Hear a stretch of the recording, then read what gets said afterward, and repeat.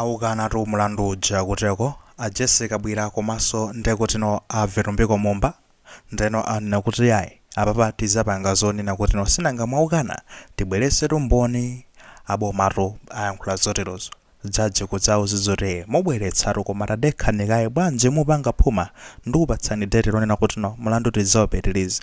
yayi mondilole ndifotokoze bwinobwino fande nakuwuzani zoti ndibwera nayo mmene zithere kumeneko ku Khothi kweti ndi analowadi mu bwalo la milandu lija tikukambatu zakulilongwe kumenekoko Jessica bwira ndekuti ndavetumbiko Mumba nde kunachitika zinthu ziwiri zomwe ndi zikuluzikulu. Choyamba sinachonena kuti atalowa ndekuti muja mu bwalo la milandu kunayi kufunsidwa anthu akunena kuti mlandu lomwe inuyo mukuzengedwa ndi wotere konde kunayi kuyankha yayi tikuvomera tikukana. Chachiwiri chenali chonena kuti avetumbiko Mumba ndiye kuti amapempha kuti yayi ine sindifunanso kuti mundizenge mlandu uyayi nde anapezeka kuti jajiso wakaniza. Koma tiyambe ndi chachiwiri kunena kuti avetumbiko Mumba kudzera ndekuti mwaloya wawo amene ndi Khumbo Soko amapemphano Jaji Precious Kondowe amene akuva nkhani imeneyi kunena kuti tikufuna avetumbiko Mumbawa mwachotse pa nkhani imeneyi. Sitikuonapo mulandu apa, mulandu mukuyenera mu Athetse uyimitsidwe basi uthere pomwepa avetumbiko Mumba ngosalakwaso apapa. Yayi aloya muyankhula choncho bwanji pamene ndekuti imene ikhale ntchito ya jaji osati loya. Yayi amagwirabe ntchito yawo nanga kumenyera client wawotu. Nde kunapezeka zonena kuti uja atamva Jaji Precious Kondowe akuti ino mukukamba zimenezi chifukwa chani tapereka nero zifukwa nanga simukuti tithetse mlandu nde zifukwa zake zotani. Ndimene ndekuti Khumbo Soko amakamba zoti kumbaliro ya boma kuteko sakupeka ndondomeko bwinobwino za mlandu. Maumboni sakulephera kuti atiuze kuti ndi mboni zingati zimene ali nazo zikuoneka ngati kunena kuti not organized kuone kuti apatu ndi alibetu maumboni to anthu awa ndeti zingokhalira kumavinavina nkhani zizi kazi zikuoneka palibe maumboni ndeti zipitiza chani achonse mboni awa musamavutise nte kuti azibwera kuno asamba bwinobwino chowawo nyumba kwawo azafike ndekuti ku Khothi kuno ataye nthawi ndekuti bomaso kulephaso kulongosaso yayi tapangani zona anthu azikapanga zofunikira osati zizi yayi mlandu utheseni awa boma wakuona kuti alibe mlandu ndi anthu awa mwayioneti. Ndikunapezeka zono jaji aramva zimene zati abwana ineyo ndemo kulemekezani inuyo aloya Khumbo Soko ndi aclient anu awo avetumbiko Mumba ineyo ndakana. Mlandu ndizonena kuti avetumbiko Mumba sizoti akuchoka pa mlandu uya umene uyankha avetumbiko Mumba. Mlandu wawoyanga mukhozo yankhula zina zonena kuti nde mbali ya boma ndizoti iwo ndekuti mwina mwake kapena maumboni zani amene mukunenamo tifundo linatoveka koma nkhani ndonena chani awo ayankhe mlandu. Akayankha mlandu ndi pamene noti zapeka chigamulo kuti iwo akoti sakwenera ayankhenso mlandu ndekuti pamene potopeka chigamulo choti ngolakwa kapena ngosalakwa nthawi imeneyo. Koma palibe zonena kuti ayifata akuboma akalephera choncho ndeba asinothesani mlandu othesa mlandu ndinetu ndithu ndepepani kwambiri ineto nde ndakukanirani pempho lanulo mwayioneti. Let's head on tipitilize nkhani nde zinali motani kunayino pamene mabwera gawo lachiwiri lijanonso pano kamba kufunsidwa kuti nde inuyo kodi mlandu umene tikukuzengani boma likuzengani mlandu onena kuti inuyo ndoti munatsindikiza ndekuti mauthenga ona anakatha kubweretsa chisokonezo basi uitanatola nkhani nthawi imeneja we got VC musadandaule yayi palibe amene abere chisankho ichichi yayi ifeyo ndeti ineyo akati chane nyamata avetumbiko Mumba amateruka nyamata ifewe muzuwa kale amene amayankhula achakwera si inetu yayi analiro achakwera amene aja nyamata ndi zonena kuti wathamangisa basi toni sizonena kuti inuyo musaberedwe voti yanu zane mpaka anthu ena akongelesi zingamvikadi nthawi imeneyo amafuna ndekuti mpaka iyayi apapa tipange bwanji kuti uzizochita kuti mufuna tipange mademo kapena chani zinakathadi kubweretsa chisokonezo ende nthawi imene zanazamvakobe even ngakhale zinalibe ngati mwamphekesera koma sinanga nyamata amaponyabe zinthu mmasambanchizo mumakamba ti iyayi apa tipange organize tipite komweko tipite ndekuti ku BICC komweko tikalimbane ndi ameke chani mpaka tinaza ulususu nkhani imene kodi zimene zikuyenda uku ndi zimphekesera nzonoti akufuna abwere kuti kuti kumene koko mphekesera zorunde zimatokhala zona kapena zabodza apolisi motakonzeka kapena asilikali konzeka mukateteze BICC 400 akhoza kubwera kumeneko azaphwanyaphwanya zinthu ngati zili zoona tutete mphekesera koma mphekesera kapena zimatokhala zona kapena zabodza mukateteze kumeneko kuchoinga chonera kuti zisasokonezeke zinthuzi tipenso nthawi yonati zikayimaso pa nzira ukavotaso kachikena tiyambenso kupangaso chani tapangani mukatani tinaulutsa nkhani zimenezo nthawi imeneyo tugwira ndekuti ntchito kulinji online eti ndekuti no nkhani inali imeneyo kuti munakatha kubwetsa chisokonezo mukukana mulandu mukuvomera Athetse kabwera kana iya inetu mulandu umene sindikuvomera ine sindapange sindapalamula mulandu yayi ananga inu adzena vitombeko Mumba ine sindapalamula mese ndinisamene manena kuti muyenera mondo chotse ndekuti pamba ajendanda ndaona kuti mundizenga mulandu ine sinapalamule milandu okha chabwino fine apa nditifuna nako mbali ya boma lya musavutike ifetu mboni tutinazo tibweresa mboni zathu awawa izi zathirire umboni sinangefa kuna kuti ndife ndaboza tibweresa maumboni athu mboni zathu zizathirire umboni okay fine ngati zili choncho ine judge ndikunena kuti chani apa pano ndikupasani nako boma ndikupasani 48 hours mubwerese ndandanda ya mboni mujendist ya mboni zanu bwinobwino izi ziyenda ndekuti ndi malist bwinobwino mubwerese zimenezozo ndekuti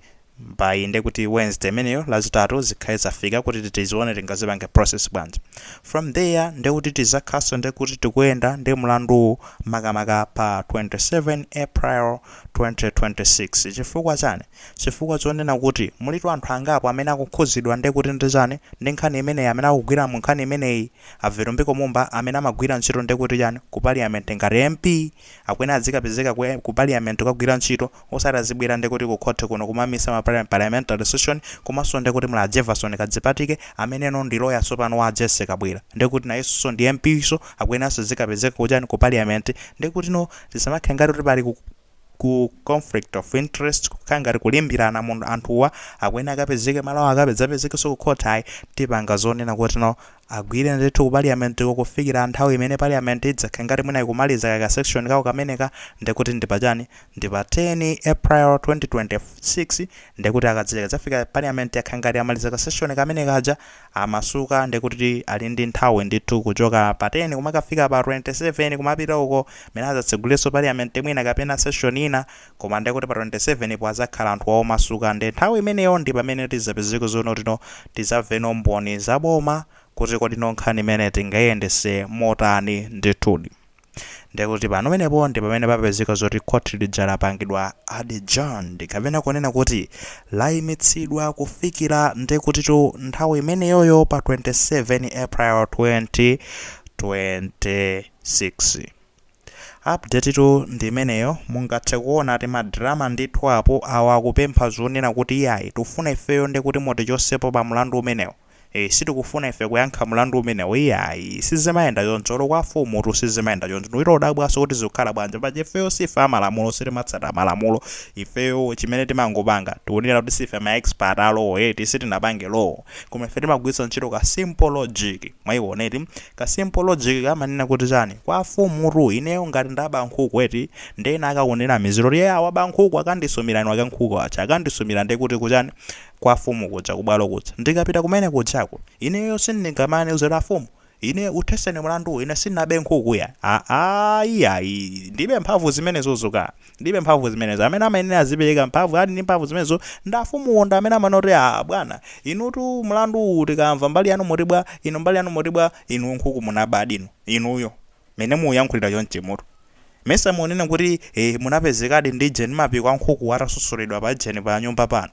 nkhuku yake inuyo ndi amene munaba kapena simunabe mwayiona imakhala ndekuti ntchito ya fumu simple logic imeneyo ndekuku bwanji nakufuna sinthe zinthu fa pabwalo lija la milandu lija ndi chimodzimodzi ngati bwalo la fumu mene limakhalira limene azilanga palete choncho ndithu kuna kuti judge ndi amene ali ndi mphamvu zopereka chigamulo kuna kuti munthu ndi osalakwa kapena ndi olakwa mlandu upitirire kapena usapitirire osati no lawyer amene akayimira mbali imodzi yonamiziridwa kuna kuti no inapalamula mlanduwo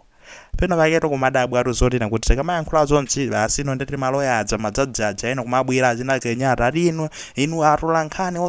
osaphunzira osadziwa malamulo ino mangoulusa nkhani zaboza Bertrand Raso anakamba zotere so pano to mukamakamba nkhani zachina Bertrand Raso zomusaone ngati ife sitili mazidziwa ya ifetu tinapanga filosofi We are philosophers, some of us. Ndife atolankhani komanso tinamenya philosopher. Achina Bertrand Russell anali ma philosophers. Appearance and reality, one of the topic ya Bertrand Russell. Timazidziwa. Tipsakakati kuti mwina achina Bertrand Russell ndiye mukamati pangira kuti achina Bertrand Russell sonengati kuti ife sitimazitsata. No, timawerengaso timayazatu some of these things. Tungakhale ifeyo ndisonotisya simafield atu. Zina mukamba za achina Bertrand Russell ndende magaya mfield atu. Atolankhani opanda nzeru osapanga no. Inuyo ngati mukuona zonena kuti no atolankhani akupangani misinterpret ngati sakufotokoza bwinobwino nkhani za ku Khothi zidzazi. Ndiye kuti inuyo simukulongosora bwinobwino kumene kuja. Fande kuti mukabwera ndi zizungu zanu chani tayikani zinthu zija mu simple language kuti anthu amve kodi sitimafuna to zima big vocabulary yayi zima zidzeni zambirimbiri chimene timangofuna ife ndichoona kuti no mukemo chiyankhulo chimene amalawi azimva fankhanizo zokhuza naso ndiye kuti ndi amalawi azitsatira koma mukayunga mu ziyankhulo zakuka chani ka Cambridge chani ife mukuona ngati tipanga bwa titanthauzira mmene ndi kuti inoyo mukutani mukuyankhulira tikatanthauzira mola kuika atolankhani simukutsata mungoyankhula anthu opanda nzeru atolankhani yayi samapanga choncho samapanga choncho inuyo ngati mukufuna anthu akumveni then put it in such a way that people will understand it easily, a layman language. Fakefe pano timakonda kumakamba nkhani zathu muchichewa kakaza ku parliament zitanthauzira muchichewa kuti no anthu amene ali akumudzi amene sangazidziwe za chizunguzo amve zimenezozo usati nkhani zokhuza amalawi ndi muzizikamba muzizungu zikulu kena kuno akupangani misinterpret kapena sanazivesese bwino ena akazulusa muzablemaso amene atolankhani simukudziwa ntchito yanu osaphunzira inu mbuli zachabechabe simadziwa chino chiyamamo mungokhala chete tsopano nkhani zotu ndi ntchito ya atolankhani ndikulusa nkhanizo mufuna akhaleso chete akhala bwanji chete mese zofunika zifike mtundu wa Malawi mukhale chete asagwire ntchito yawo sopano ngati simaziwa mukhale iyayi inu tayikani mundirono kuti atolankhaniwo adzimvetsetsa mwayiona imeneyo ndikumapanga kuti achina Bertrand Russell chani ifenso timadziwa achina Bertrand Russell ndi amene timapanga study ife ku philosophy amenewo ndi ma philosophers we know them, we know their philosophy nemusatenge ngati mabulutu kuti ino ndewozitsata kwambiri some of us timazipanga follow magayi tango khuthukirako kuti kumene kuti mafati peyeke uthenga umenewo kuti basi komano I think apopoza mveka ovasi tikupanga zinthu zonena kuti zikhalebe zothandiza dzikoli osati kuti no kapena mwina maketi zikangana iyayi kapena kuonesana wanzeru kwambiri kuposawo iyayi intellectual humility ngati muli anthu ophunzira mayenera muziwe zimene zizi kunene kuti pamene uli ndi nzeru kwambiri pamene waphunzira kwambiri ndi kuti kuyeneranso zizichepesa kwambiri kuti pali ena ake amene sangathe kudziwa zimene umadziwa ndi chisakhale chitonzo kwa iwowo yayi ine mpaka anakumatipangira kota kuti komatu akuluakulu mmene monde mmene zilili akufikiraso ndi kuti nthawi imeneyo tizakupasanso ni ma update amene wachi na Jessica bwira akuti